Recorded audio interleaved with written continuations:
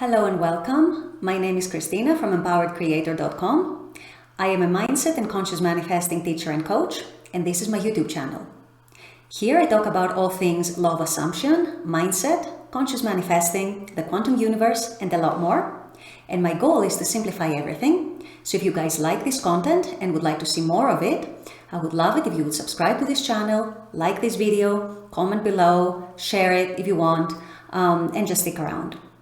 Also, if you need any help with your specific situation, I offer one-on-one coaching, email coaching, small group coaching, as well as custom subliminals for whatever needs you may have. So if you're interested in any of these services, the links are below in the description box, and they're going to take you to my website. With all that being said, let's get into today's video.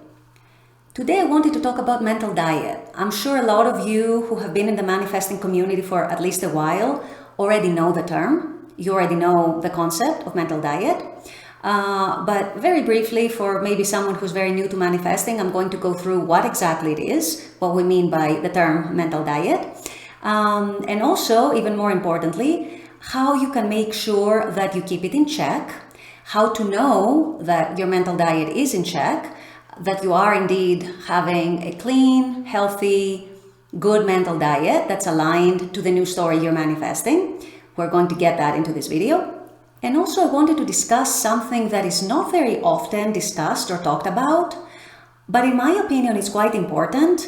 And in my opinion, it can affect your mental diet either in a positive or in a negative way. So I wanted to share it with you guys, and I wanted to make sure that you're aware of it and that you guys keep an eye out for it, because most people don't even think about it. Most people don't even notice it. It doesn't even cross their minds, and it can actually sneak up on you. And it's something that I would like you guys to be aware of, and something that's not immediately obvious. So yeah, I just wanted to discuss it briefly. So very briefly, for those who are new to the concept, what exactly do we mean when we say mental diet? Mental diet is a term that was invented by Neville Goddard. And it basically refers to all of our thoughts, our beliefs, our assumptions, our feelings about anything at all, any subject, any topic, any circumstance, any situation, anything at all. So the reason why mental diet is so important is because our inner conversations, our inner dialogues, what we tell ourselves, what we believe, what we have within basically gets projected outwards. And then the outside world reflects it back to us like a mirror. It's essentially, quite literally, a mirror. So the reason then why mental diet is so important is because we want the mirror to reflect the things that we want. That means we need to project out the things that we also want, the things that are desirable to us, and the things that we want to see and experience in the 3D reality. We don't want the opposite. We don't want the unwanted stuff. Also, one other thing here about the mental diet, it might be called mental diet, but I find, and many of you might agree with me, that it's also not just mental, it's also emotional. So it's not just your thoughts, it's not just your assumptions, your beliefs. Of course, it's all of that, and all of this is very important. But at the same time, all these thoughts and assumptions and beliefs create feelings in our body. They create emotions. They create and affect and impact our emotional body. So I would say it's the total of our thoughts, beliefs, assumptions, and also feelings and emotions about any particular subject, any particular topic. Most coaches, if not all of them, are going to tell you that it's actually very important when you're manifesting to keep a clean, good mental diet that is aligned to whatever story you're creating through your manifestation. So that's why it's so important to watch our mental diet, to be aware of it, and to adjust it as needed when it's needed. So how then do we know if our mental diet is good? Some people will say you need to observe your thoughts 24/7. Well, let me tell you, that's quite exhausting. You can do it, and you can try flipping your thoughts, flipping every single thought. You will probably find it quite exhausting. You can try it if you want, but let me know what you think about it. I personally have found it quite exhausting. So I've actually found easier ways to check my mental diet and to keep on top of it and keep track of it. So how do you know your mental diet is on track and is aligned with what you want to experience, with what you're manifesting? It's quite simple. You observe how you feel in your body. If you're feeling things like anxiety or sadness or heaviness or an ickiness, or you're feeling worried, or you're feeling doubts, or any of these things, maybe anger, resentment, all of these feelings, they manifest in particular ways in our bodies. And this is why you know, oh, I'm feeling this, oh, I'm feeling that, because it manifests in specific ways in your bodies. And you know, for example, when you feel a knot in your stomach, it means for you that you're stressed out or anxious or nervous. So knowing how you feel in your body about a certain manifestation is pretty much going to tell you if your mental diet in that moment is aligned with what you want to experience, what you're creating, or if it's not, or if it's off track and you need to adjust.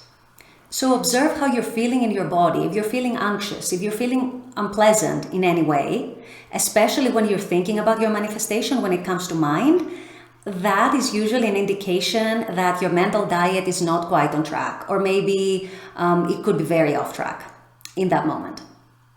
So that is an indication that you need to change states. You need to adjust your state and redirect it towards something that's much more aligned to what you are manifesting, to what you're creating.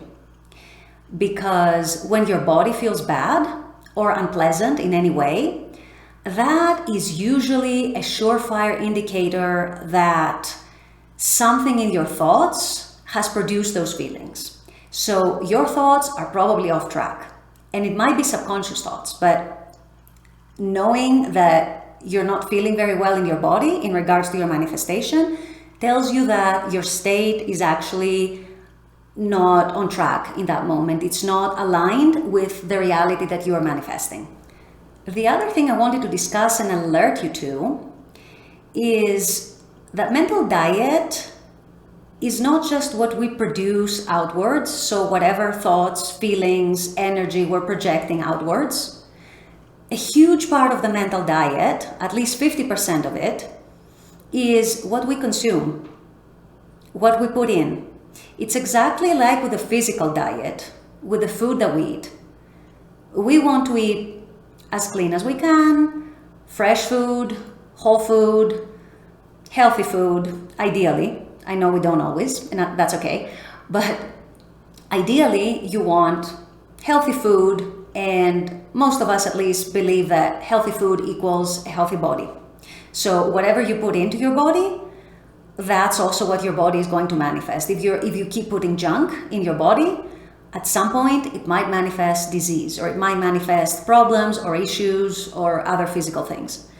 So it's exactly the same with a mental diet. In order to be able to have better control over what comes out of your mind, in thoughts, in feelings, in assumptions, in beliefs, you equally have to watch what goes into it. And that's very, very important. It's not talked about very much. I wish it was talked about more. It's very, very important what you consume throughout the day, because that has a big, big effect in your mental diet and in what you're thinking, in what you're believing, in how you're programming your subconscious mind and your conscious mind, but especially your subconscious mind.